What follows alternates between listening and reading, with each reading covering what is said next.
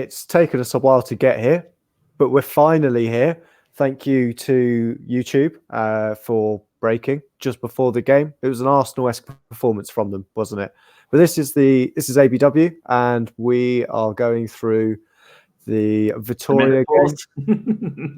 Yeah, the Vitoria game. It was really, So Danny has introduced himself already. Say hello, Danny. I can do this. Look, I'm sat in my electric chair.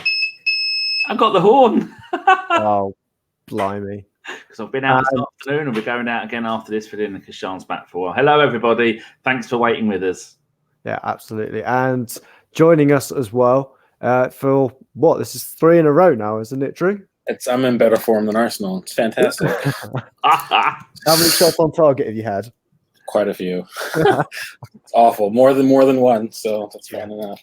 Absolutely. So, I've got to talk to this lovely chat box as well whilst we're here. They've been very patient, Josh. They have been incredibly patient, except for Chris Lodato, who has been texting me endlessly saying, "Where are you?" So there's one of them. Thunder Road is in there. Archie, Ed Loud's there. And 2365-100 is there. I don't know whether and 2365-101 is, or what happened to the number 99 either. Oscar Arias was there as well. Carlito Alguna, Renry, Will AFC. It's amazing how many of you have come to see this. All 56 of you, and we've got 12 thumbs up. That's a better ratio than Jace could ever get. So, Danny, should we start with the lineups? And send it there. Yeah, I was going to say that if the Europa League can get highlights more than just the 2 kickoffs, I'll be amazed. Maybe the team walking out. So, yeah, Danny, do you want to talk? Because we saw the return of 3 at the back. Yeah, we certainly did. It was. Can you hear me all right? Because I'm a little bit further away from the mic than I usually am because I can't reach it. I said on the last night's show when Drew was on with us, I said Emery has now played 7 different formations in the last 8 games. Well, make this 8 in the last 9, and the first time this season we've gone 3 at the back. And I thought, well, maybe it'd be quite good because then we'll have Bellerin on one side, Tierney. Oh, hold on a second. He's got a winger on one side and he's got a defender on the other side. Right. Hold on. We've got 2 attacking midfielders in the centre. He surely can't be having even Sokratis or Mustafi being the Luiz, bringing it out of the back, spraying it around all over the place. And it turns out he is. So we had Maitland-Niles trying to defend on the right, which he's failed to do quite a few times recently because that's not his job. Tierney is brilliant down the left, didn't get the ball. And we had 2 holding midfielders of Sokratis and Ceballos. Absolute genius. I thought we would win this game by at least 10 clear goals. What a mess. Drew, I imagine you also had your head in the hands when you saw that midfield combination of Willock and Ceballos. Of course. But I don't know. It's nothing that we haven't talked about before. I kind of don't want to go over it again just for the sake of sanity. But simply put, it's the usual issues persist. Our 11 lacks any semblance of balance. I understand that he wants to go away from home and maybe set us up slightly more defensively and maybe hit them on the break, but we didn't actually do that. The system that he put us in the shape didn't match how we actually played. So it's kind of like same thing, no balance, and it showed on the pitch. What do? We had one. We didn't have a single penetrative pass into their 18-yard box in the first half. That's awful. And then even though it's the second string 11, you still say that it's enough quality to create something against the team who finished 5th in the Portuguese league, and no disrespect, but we're not setting ourselves up to ever dominate matches. And we said that before on multiple pods I've been on, and it's just it's clear now to me that he just doesn't have the mentality necessary to actually take a club of Arsenal stature and the players that it has at his disposal and then really kick on and try to actually progress us. So this is yet again another microcosm of the issues that have persisted since halfway through last season. So, what did you think of it, Josh, when you saw it? Were you full of the joys of spring, or did you think, oh, for God's sake?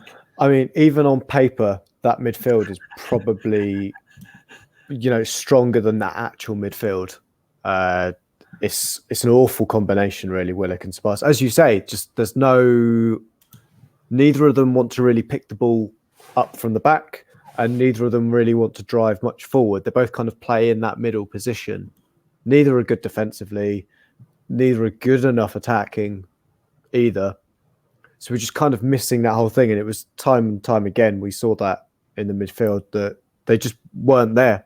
I think Jace was boring us by sending us all the passing stats from the game, but most of them are around our back three.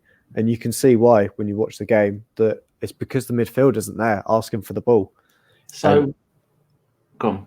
I was going to say, it's like we miss Xhaka. So if he's got Taraya in the matchday squad and Taraya's getting a game, why not just play Taraya there in the first place? And what kind of madness is that? I can't even answer that question because it's so obvious, isn't it? Really. Is it a sign that the manager's even more befuddled with all the stuff going on with Xhaka and all the stuff with our run of results of now 1 win in 6 games, all the goals we're conceding? It's just made it endlessly worse for him. And then this is exactly the kind of game we needed, isn't it? We've got Leicester at the weekend. This will build us up ready just in time for it. Yeah, absolutely. I think it's one of those that even Martinelli didn't look good in this game. And I don't know how you managed to make Martinelli kind of regress. Everyone else on the field has had at least one dodgy game this season. And Martinelli's been a breath of fresh air when he's come into the side, and even he just didn't look at the races today. Drew, what did you kind of think of Martinelli's performance overall, or that front three, I should say, of Pepe and Saka? I mean, you see what they were trying to achieve, I suppose, going into the final third. But again, it's kind of the same issues we had under Wenger, oddly enough, in the last year or two, where you had a good front three, but we just lacked that final ball. You know, we lacked the movement in the front three in their final third, and I think that showed again today. Again, it's just constant sideways passing, recycling possession through the wing backs, always trying to force play down the wing. You know, that's not kind of what those players are there for. And if you're going to go ahead and start them, you've got to give them a chance to express themselves. And I think Martinelli showed in recent performances that he's that kind of player, and I don't think we did him any favors today, to be honest with you. I thought Pepe was, a lot of people have jokes, but he's the kind of player where he'll try something 10 times, it won't come off, but the one time it does come off, it leads to something good. So he still kind of has to find his feet. The assist he had today was excellent, so it's been nice to see him consistently taking our good set piece opportunities and trying to turn them into actual tangible results. But again, I just don't think the way we're set up right now, I just don't think it suits. You know, we could have had Aubameyang and Lacazette starting from the off today. I don't think they would have created anything either. And I think that's just indicative of the overall issues with the system. And again, that's something we've said with Unai, again, since last season. So the fact that we haven't improved in any measure in that regard is certainly frustrating. And again, I know we want the kids to get some time in the pitch, but when you give them time in the pitch and then this is the performance you put in, it's almost better to just not play them at all. So. Yeah, Danny, should we talk about Maitland-Niles as well? I think that's one of the big highlights from the first half was the fact that he was inappropriately dressed and had to have his chain taken off him. I wasn't sure if it was him or Mr. T. Then I thought, no, they've got him on the plane, and he hasn't drank no milk, but he's still wearing his necklace. I don't know why a player would doing that. That's one of the first things you go through, isn't it? You make sure you haven't got your earrings in, you haven't got any rings on, haven't got any necklaces on, you're not wearing a bandana, you're not packing heat. The standard things when you're playing games in the Europa League. So it's very strange. I can't remember the last time I've seen anything like that. Plus, the last time I did see something like that, the person had one of the dainty little necklaces on, not a huge big gold one like that. That is literally worth its weight in gold. But what did you think to his performance other than that? Did you think it was holding him back, so to speak? Or? It's hard for him because he spent ages being our makeshift right back, right wing back, right midfielder, and he's had a couple of good games, but more often than not, he's struggled to deal with all the aspects of that job that is required to do. He got an Opta rating of 6.3, which is apart from Saka, was our worst on the pitch. Him, Holding, Sokratis, they all got 6.3. Martinelli got a 6.4. But I think there was confusion with what they knew they had to do, because you've got at times you had him and Pepe, both right-sided attacking midfielders, both with pace, both trying to do the same job. Meanwhile, on the left-hand side, Tierney got hardly anything of the ball because everything was going down the right-hand side. I don't know if they saw some kind of weakness with their left back, or whether Emery decided that everything must go down the right-hand side. And and Martinelli doesn't didn't look good because he's not getting the service. Saka got a 6.2, did absolutely nothing, poor bloke. The whole thing comes like we've been saying all season. If you're not building and creating stuff in the middle of the pitch, and like someone just put in the chat box, you need balls through to the strikers, not over and above and around to the strikers. I know Martinelli's been quite decent in the air. I think he's got a couple of goals out of his 7 have been headers or goals from wide and high. But you've got too many players trying to do the same job. And it was almost like none of them knew each other. It was an absolute mess. At times, you saw Ceballos in the middle of the park on his own with nobody there. And in fact, at one point, I remember it was about the 50th minute, there was the ball come down on our right-hand side, and there was absolutely nobody there. So Ceballos had to run from the centre of the pitch over to the touchline to get the ball. And I'm thinking, wow, that just sums the entire game up. All the wrong people in the wrong positions, I think. Yes. Drew, what did you make of just that first half in general? It was awful. And again, you kind of have to think that he set us up to not concede, which, A, he didn't achieve it, and B, we didn't really cut out their opportunity to create chances. But overall, we just didn't have anything going for the forward. And again, it's our insistence on trying to control possession, which is all well and good. But again, the same thing is we didn't do anything with it when we did. Like I said before, if you look at the passing chain in the first half, we didn't have a single penetrative pass into their 18-yard box in the first 45 minutes. Like, that just kind of shows that we weren't giving ourselves a chance to get a result, really. And then you look at the kind of chances that Vitoria is creating with ease. And we said this before in the last couple of shows I was on. We're so easy to play through and play around and play over the top of, because of this reliance on the wingbacks and not having a balanced midfield, because all of them are trying to press further forward, even the deepest one. It's just we make things far too easy. Just positionally, it's poor. The communication was poor. Organizationally, we're a mess. And again, I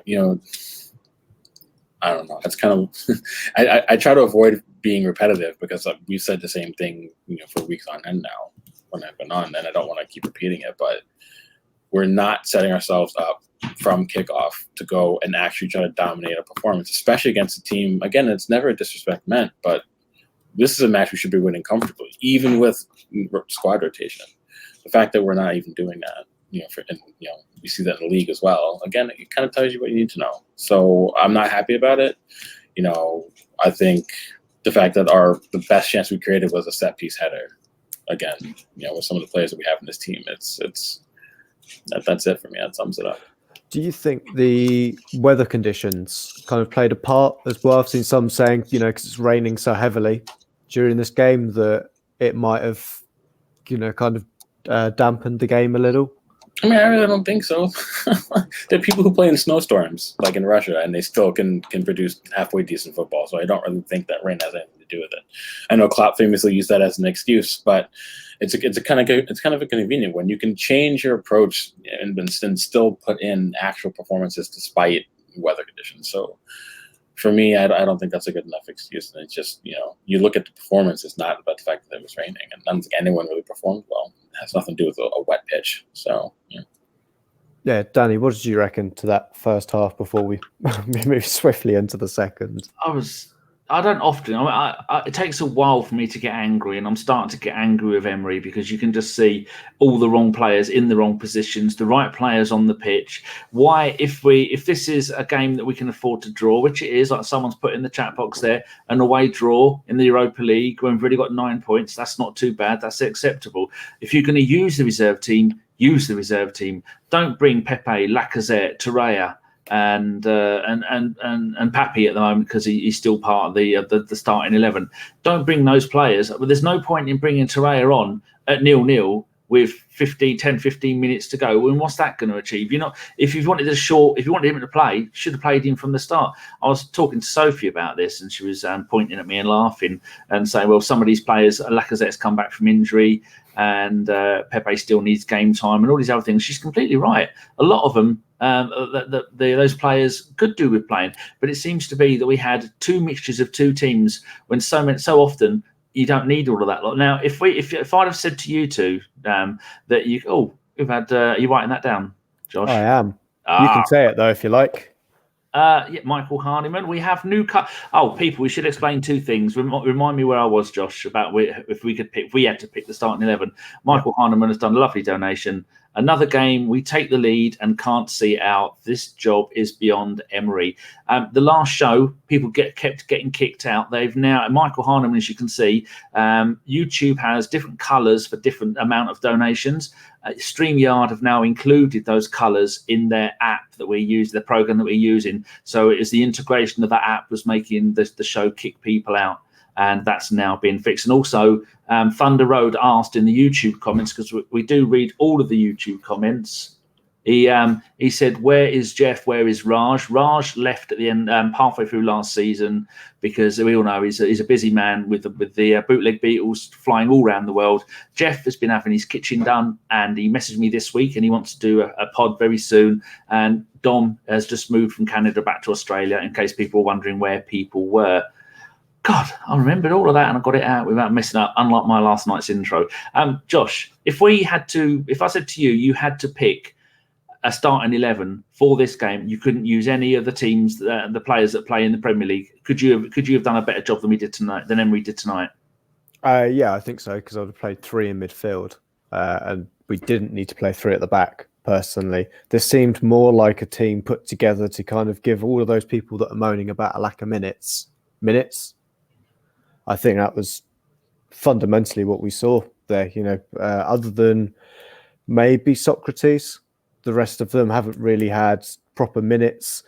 I think Tierney, and this might, there's no might about it. It will be controversial. I think he's getting dropped for the Leicester game. I don't think against Wolves, to be honest. I think the reason we took him off in 87 minutes rather than making an attacking substitution was because he wasn't really dealing with Traore towards the end of the game. He'd been run ragged, and just at that point, he was getting completely swamped by him and the way that they were attacking.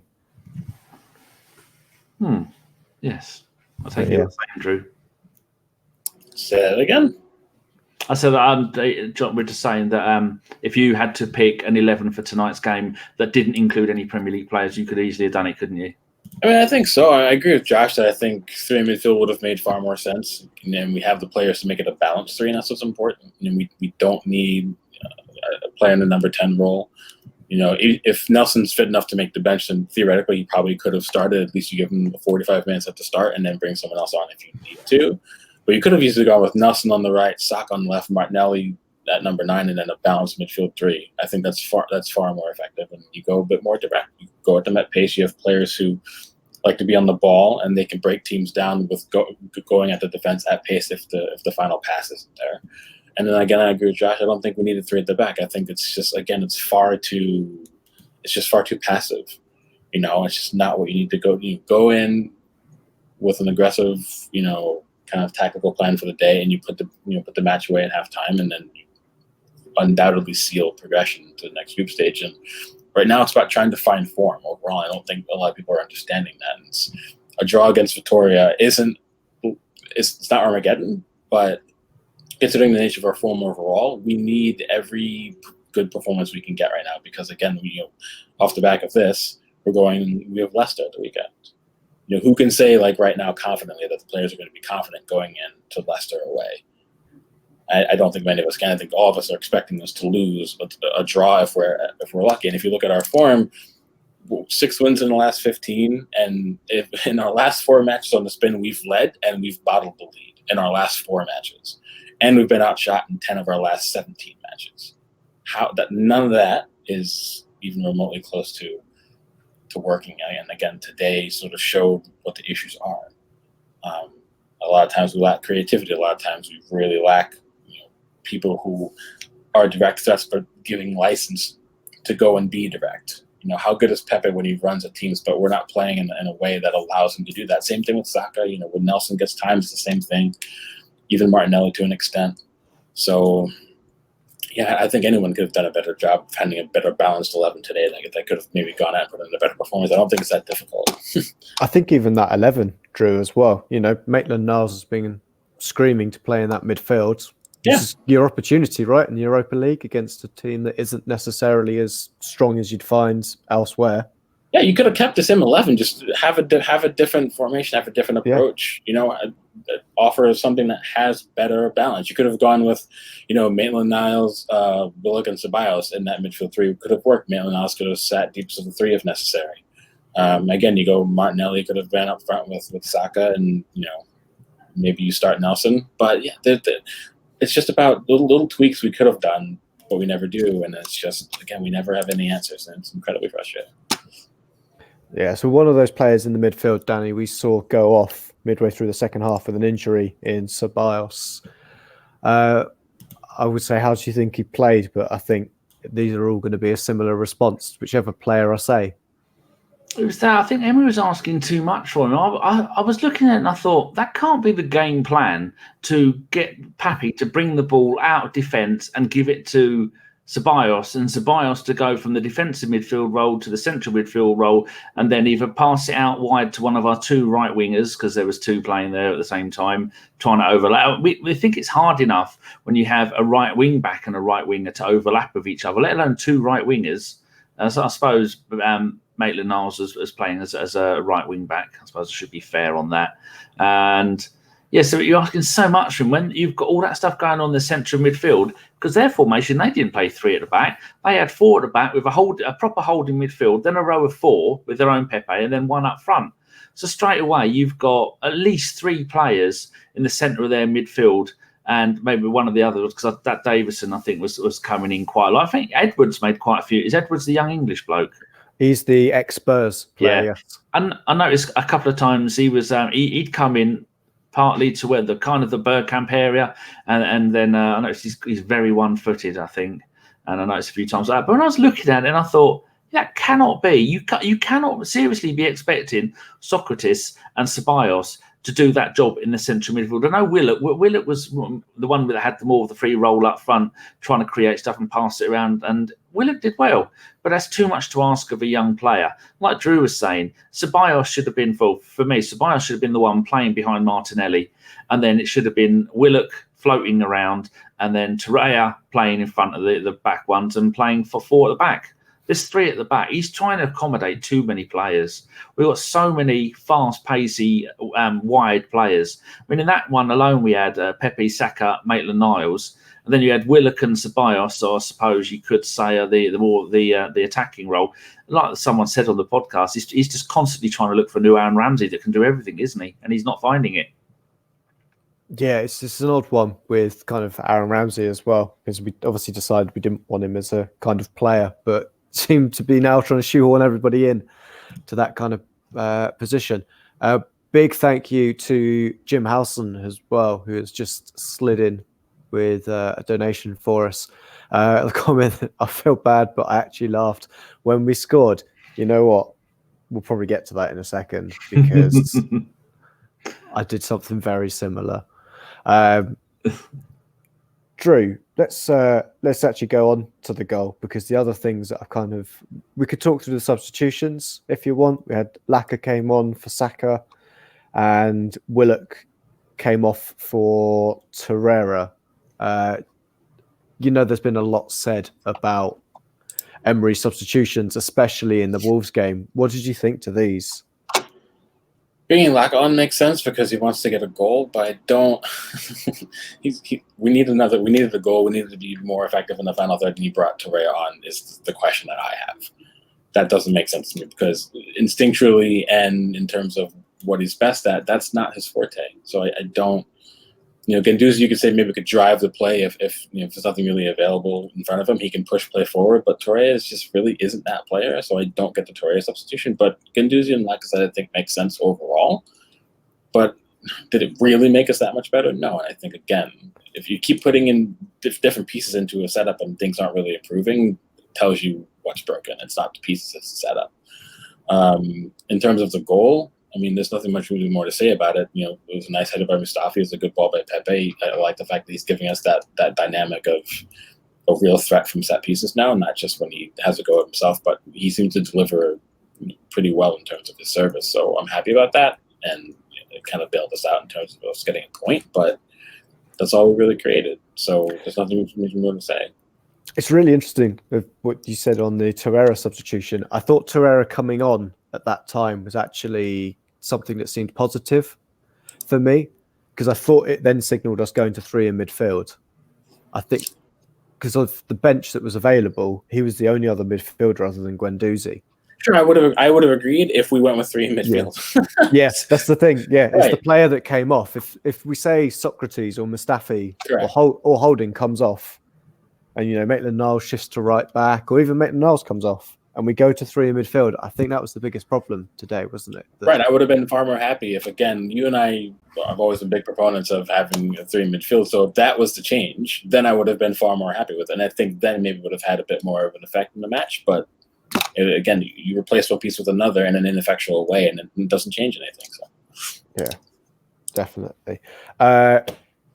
Quick shout to the chat box as well. If you have any questions, pop them in there. A little bit of a queue, and then it will help us spot them, or just put a question before it, and we'll probably find it. I think Danny is fishing away in there. Danny, do you want to talk us through Mustafi's goal? What was your reaction to it? He didn't really get the memo, did he? I always said he's magnificent. Jace probably high-fived himself when that went in, because Jace has a soft spot for old Mustafi. Wonderful set piece yet again from Pepe, which is why I said on last night's podcast that Pepe is coming into form. He's dead ball. He's brilliant with the dead ball. He's got the tricks, and that's good. And he's still doing all the tricks and the drag backs and taking players on and trying to zigzag through the box. He's now showing that he's a dead ball specialist. I think after the free kick today onto Mustafi's head, the 3 against was it Wolves? I said this last night and I forgot who the hell we played. Well, Palace. The 3 set pieces from Palace and the corners that we all scored from, and then the 2 free kicks against this lot in the corresponding fixture. We have shown that he is deadly when he's played, which is why he should have came on against Liverpool. Or he should have played, not Liverpool, who did we play at the weekend? Wolves. He should have played against Wolves, or at least came on in the last 20 minutes, half an hour. Even when we're playing badly, something like that, with someone with that much skill and that much ability, can just turn the game, and that's what he did. And it was wonderful to see, and I'm really happy that Mustafi got it, because Mustafi last season had the blame pointed at him for absolutely everything. The battery on my Sharan was flat, and I went, "Oh, fuck you, Mustafi." That's how bad and much he was blamed for everything. And it actually turns out it wasn't really Mustafi's fault. It's much of a muchness with the entire team and the entire defence. So, yeah, good for him. Well done. And no doubt it makes you happy, because he's one of your lot. Oh, a Ginger. Sorry. Yes. I thought you were talking to Drew as... He's not American. No. Black. No, I was going with someone that likes the German national team, man. That's German. Oh, That's yeah. where I was going with that one. But yeah, Drew, what did you reckon to the goal? It was our first shot on target, I should say, for anybody who didn't watch the game. This was 79 minutes into the game. We got our first shot on target. I mean, again, it's just, I kind of mentioned it before, I think 2 or 3 times, but that's, I don't know. It's just not good enough at that point. And again, especially after the fact that the change we brought in, you bring Lacazette on, that doesn't really make us any more effective further forward. So that was worrying, wasn't it? Yeah, first shot, and then not for nothing, we did have Pepe, getting considerable minutes, and we still we never really tested a side that we should have them pinned back, but also not just pinned back, but pinned back and effectually getting chances at goal. Even if you don't finish them, that's okay. But the first step is actually try to garner the chance, and we didn't actually really even do that. So it's frustrating. And again, it's hard to watch this kind of performance and look at the team and see how much more can we really improve before we play against Leicester. Because if we put this performance in against Leicester, we're going to lose by 5 or 6 goals. I mean, it's going to be kind of a bloodbath. So, nothing really much more to say. I think we've kind of covered the goal and the nature of the fact that we were. Yeah, should we talk through the 91st minute goal where the last 5 minutes, Vitoria really kind of woke up. Do you want to talk us through the? It's a great finish, to be fair, but I thought the spirit of Jerry Painton had come back out for Martinez. You talking to me? Yeah, or Danny? I'm talking to you, Drew. But again, I think if anyone can watch kind of the ebb and flow of the match and know that Vitoria always really kind of had a goal in it with them. It's just matter. We got lucky they didn't score a second or a third, especially in stoppage time. They could have scored 3 goals in 3 minutes in stoppage time. That really sums it up. Flash 2 just wide. They had the goal. They actually scored. Everything just fell apart. But we've seen it time and time and time again and again. I saw someone tweet on it maybe 2 days ago that people always used to have a go at Arsene Wenger saying how mental strength is incredibly important, but this is a microcosm of that. We've seen it under Emery since the entirety of his tenure, that the wheels fall off the bus in spectacular fashion with us late on in matches. And we've seen it again, in our last 4 matches on the spin now, we've blown a lead. So that lays it out kind of bare for you. Heads drop when we give up a goal, and then concentration's at the window, communication, everyone's panicking needlessly. It's almost just like they're acting like we just gave up a 3rd or a 4th goal, and then they just kind of give up. It's incredibly frustrating. Again, the marking kind of breaks down. The communication isn't really there. But it's nothing new from Vitoria, though. They were trying similar moves all match long. But at least not for nothing, we defended at least slightly better in other passages of play throughout the match. But in the final 3 or 4 minutes, it's panic stations, and they get 3 really good chances, and they only put 1 away, and we were incredibly lucky with that. So, and it's kind of the same areas too, where we're always getting kind of burnt. It's the half space between the left wing back and then the left center back, or it's left center back if we're playing a back 4. Because no one knows when they have to check, when they have to sit off, who's men marking the trailer and the back post, who's watching the late run from the top of the box, poor communication from the keeper. No one knows how to clear a ball or who's going to clear the ball or whatever have you when things sort of bounce around in the boxes. Again, we've seen these same mistakes for so many years, and it's clear that we've not really generally worked on things at the back under Emery, and that was supposed to be one of his big remits, was to make us better defensively, and we've gotten worse. So I don't even know where to go from here with that. And again, these kind of chances, you can just see bigger and better teams carving them up with ease, and it's just, again, just getting frustrating.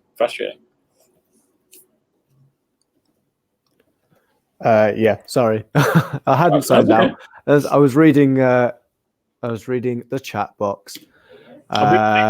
Josh, because I can't reach the keyboard to put the minus signs that we usually reach. And Thunder, that was Sean. Sexy Frank's come out to get the decorations out of the loft, and so you telling him, "Shut the fuck up! I'm doing a show." I see. So Danny, what did you think to the goal that we conceded as well? Magnificent. It was FIFA-esque. It's the kind of stuff that Chris concedes goals at FIFA the entire time. Unsurprised. I would be surprised if Chris got his PS4 controller and threw it out the window just out of habit of going, oh shit, that was actually a real goal in a real game.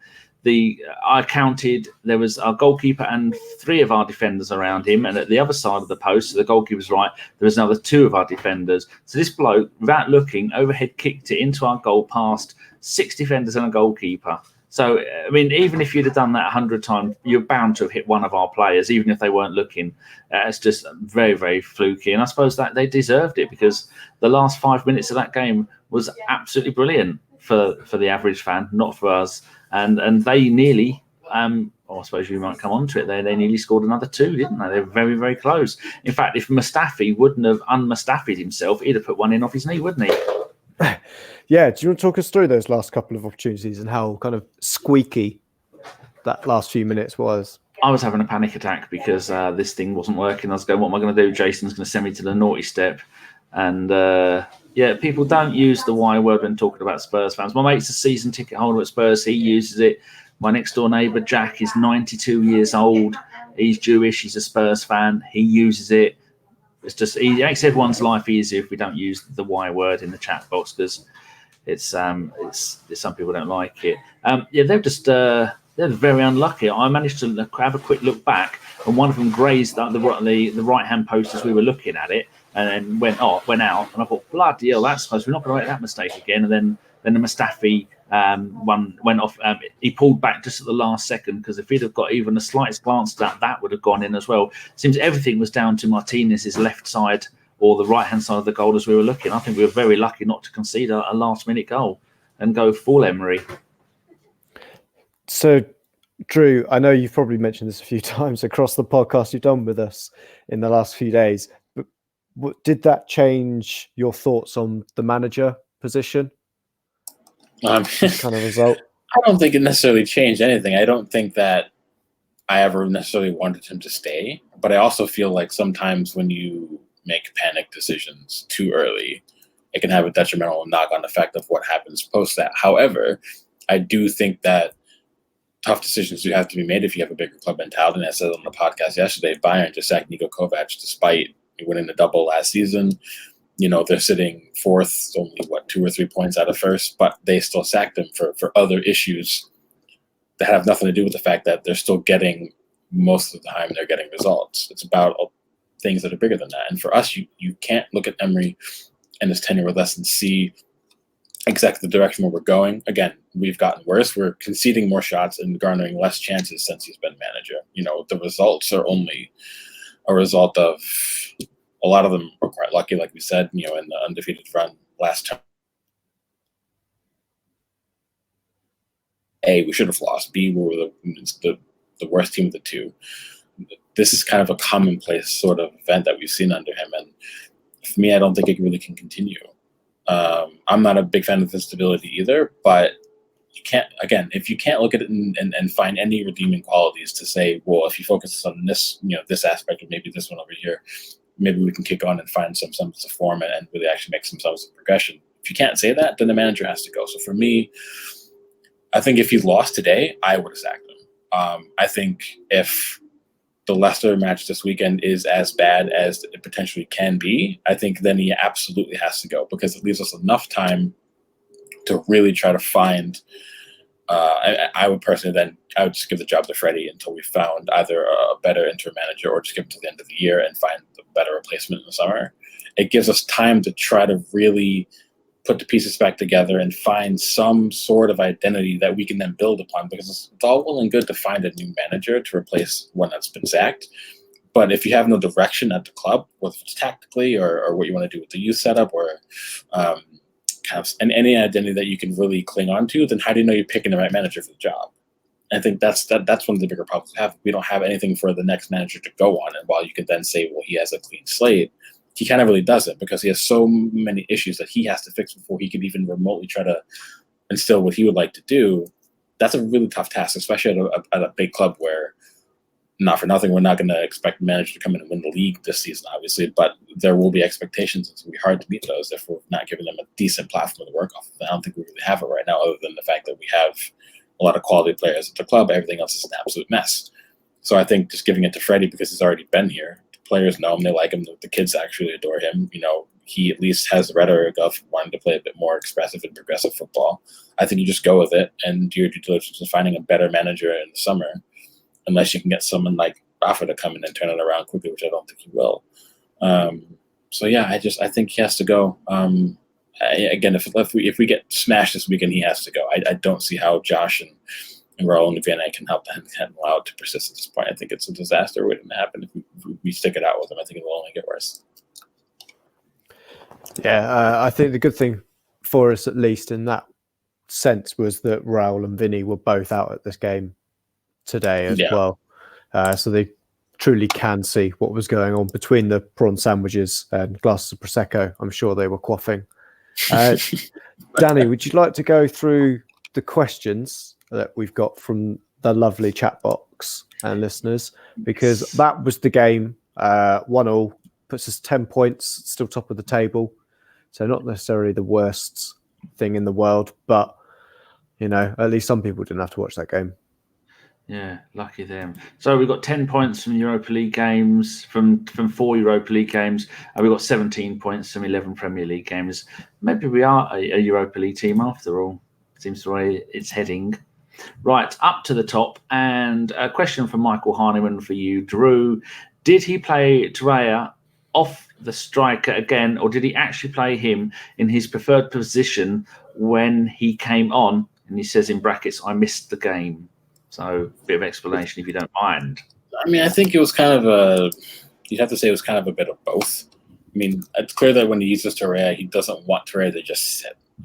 He wants him to go forward and get involved. So I wouldn't say he played him as a 10, no. But I think he's still trying to turn Torreira into kind of like his version of Aaron Ramsey. And I think that is indicative of the fact that I don't think he rates Torreira as a holding player, because that's just not the kind of holding player that he's accustomed to. He's had the likes of, Krychowiak and Zonzi in their big units, and they're just different footballers. So I just don't see it happening that way. No, I wouldn't say he played him just behind the striker, no, but I do think that he's been given license to go further forward if the opportunity presents. I think that's half the problem. He ain't no Aaron Ramsey. That's all you need to know. Right, a question here from Oscar to Josh. Has Mustafi played himself into the first team contention? Oh, that's a good question, because he's not done a lot wrong this season. That being said, he's only played about 5 games. Would you be more comfortable with him in the centre of defence next to Luiz rather than Pepe? Oh, I think so. Yeah, I think it might be a time for Sokratis to kind of, well, we'll see what happens, because I'm sure Sokratis is a few bookings away from suspension. But I think if we do have that space available, it's between Mustafi and Callum Chambers, to be fair, and Chambers has been excellent. He has been a hat-trick of assists. Magnificent. Right, question for you, Drew, from Peter Colson. Give me, well, you can both have a go at this. Give me one good reason why Emery should not be sacked tonight. I can't. Next question. There's nothing. I don't think anyone can seriously cling to anything and say that this is worth keeping him for. I mean, other than, and I think, what did we talk with John about it yesterday, that other than you can say that he's done a better job than people assumed he would in terms of giving time to the young players. But any other manager can have that same knock-on effect if you pick the right one. So I don't really think that's even a good enough reason to keep him, because for me, I think that's a remit of the club. I don't think it's a remit of Emery. I think he's been told that we have a good young youth setup, things going with Perry, you have Freddie there for a reason. We have to play these young players, and I think that's why he's doing it. I don't think it's necessarily his choice. So no, I wouldn't even keep him for that reason. So I can't really see a reason why we should persist, no. Josh, do you maybe think that now Halloween has gone, all the Emery vampire mugs from the club shop have been sold at a discount rate? There's no longer a reason to keep him on, is there? No, I think unless they then have to put all the mirrors back up in the training ground. Yes. Okay, next question is from Josh. He says, all I can see is zeros from you, Danny. I then put lots of zeros, and you put unless Jason is haunting us. Because normally I put a mind, but when we're in the chat box, people, what we do, we go and cut and paste your questions, we paste it, and then we do an entire line of lines, dot, dot, dot, dot, those next to the zero, and I couldn't reach it with my fat fingers, so I was just using zeros. All right, I'll stick with you, Josh, for this question, because the last one was too easy. From Loki73, how much time do we waste on Emery? We can't just keep on writing off whole seasons. Oh, that is a good question. And I think it's going to be similar to what Drew had kind of alluded to, or a follow on from that. To be honest, I would keep him as long as until we find the perfect replacement for him. Now, I don't want us to try and get like a moon on the stick. We're not going to get a Guardiola. He's not going to be readily available. But there are options out there. And if they're not available immediately to take over at, say, the weekend, but we can get them in, say, January, I'd be inclined to hold on to him for that point to leave a little bit of stability rather than move to a caretaker situation with, I don't know, Carcedo or Ljungberg or Perez, whatever he does, coming into a caretaker role for just a few months. I'd rather just keep him in place, keep a little bit of stability in there whilst we do things in the background around him. Because I don't think many of us care for Unai's feelings. So leaving him in a job whilst we find a replacement behind his back won't be too arduous a thought for anybody. Fair enough. Right. Ross on Twitter sent me a question 5 hours ago. Question for the pod. You can answer this first, Drew, then you, Josh. Would you take Wenger as interim manager, in brackets, if the club made it was very clear he was interim and just to take the position to help? Drew? That's really tough. I don't think so. And it's not because I don't rate Wenger. I just think we've already had that stone turned over a couple times, and he needs to remain there. Plus, he's going to go to Bayern anyway, so don't worry about it. So. Josh? Would I take Wenger back?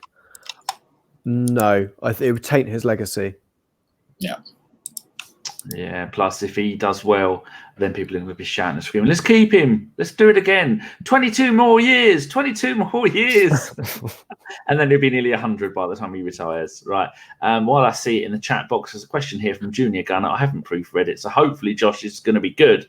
Is Emery that naive and stupid that he's content and happy with our defence, in quote marks? No, happy with our defensive performance, in quotes, or is he trying to downplay the clear problems in our squad? Yeah, I think he's doing distraction techniques now. Try and fool everybody into asking questions about something completely different. I think for him, this Xhaka captaincy issue, yeah, he could have nipped it in the bud pretty simply, but he's kind of pushed it a little bit, egged it on a little bit longer to help cover up for some other questions that would have been in place. Okay, right. Hello to Chelsea Headhunter C18. Nice to see you there. We all need cheering up, so carry on your fine work, sir. Question for you, Drew, from Loki73. Did it make you feel good to play on a Wednesday in Europe again? Or are you excited? I mean, sure, it's not going to be a feeling we're going to get next season, so we may as well take it while we can get it. Oh, that is going to be a quiz question at one point, isn't it? When was the last time we played on a Wednesday in Europe? They could try and do us with that one. Right, go back to our questions. One for you, Josh, from Archie. If the board do not sack Emery after Leicester, is it time for the fans to put their anger on them for their negligence? I know you said negligee then. Well, I don't know what photos you've got, Danny, from whatever Collins is sending you straight from the training ground. But I think it's one of those that I've got the faith that the board are doing something about the situation. And it's just a case of the reason why he hasn't gone yet is because we haven't got the person lined up yet to replace him. That's my hope. Now, whatever happens on the field, after Leicester, I think it's then another question to the board of whether or not they want to go and get rid of Emery immediately and bring in Ljungberg. I think that's the only question, is whether or not we want a caretaker until we get that kind of negotiations finished with whoever else we want to actually bring in.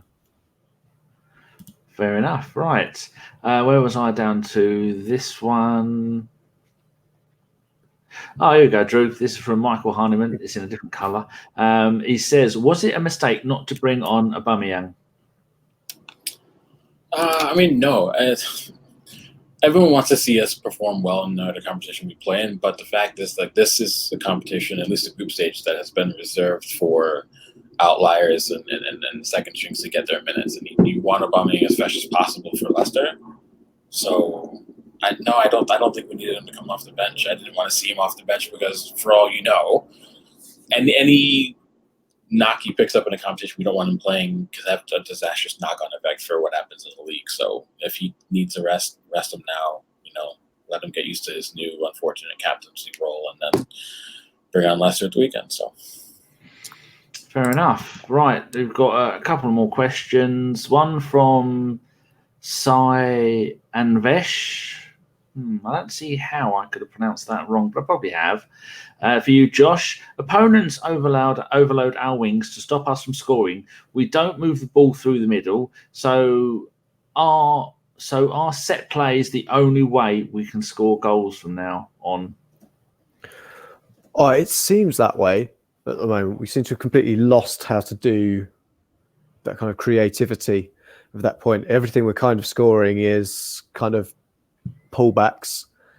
We are missing that kind of creativity. It doesn't help that we can't move the ball through the middle because we've only got two players in there.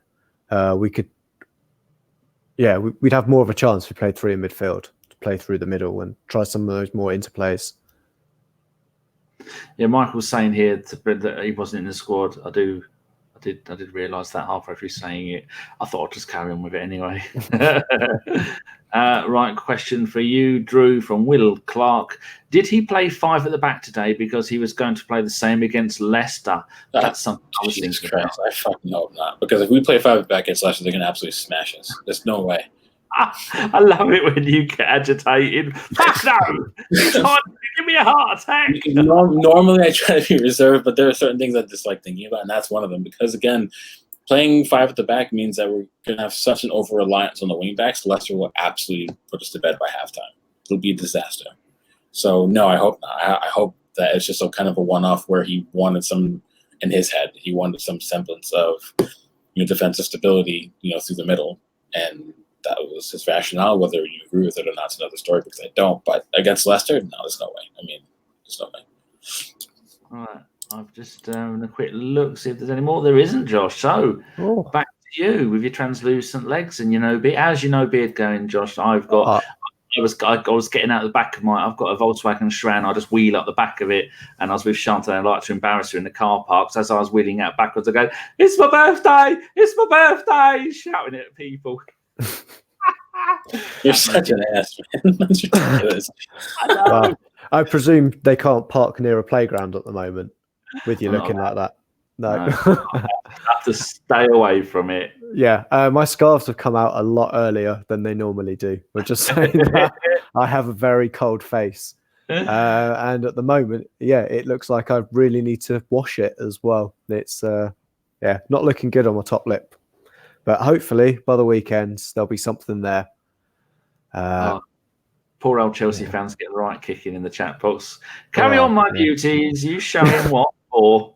Right, Josh, what do we do now? Do we tell everyone? Do we ring the bell and tell everyone to go home? I think we do. But before we do that, we say thank you to everybody. Go on then. And we mention about why we're both hairless. Go tell them. So, myself, Danny, Ellis, and Shredder have all removed all our facial hair. Jason naturally hasn't done it because he didn't need to. But we're all doing stuff for our old ones, hasn't he? He has. He's got all our clippings. He said he didn't want any of the ginger ones, so he's just got yours and Ellis's. So he'll be sporting a beard next week, hopefully. But we are doing Movember, as Danny has now popped up in there. So if you would like to donate to us, you can do it in one of the following ways. Drop us a little donation in the box on our live YouTube. You can PayPal us directly. Oh, yes. YouTube will take a lot of money from us because they are bastards. Bastards to say. So this episode getting demonetized. Yeah, we're fucked now. Yeah. And so you can either PayPal us directly or you can go to any of our pages and donate there.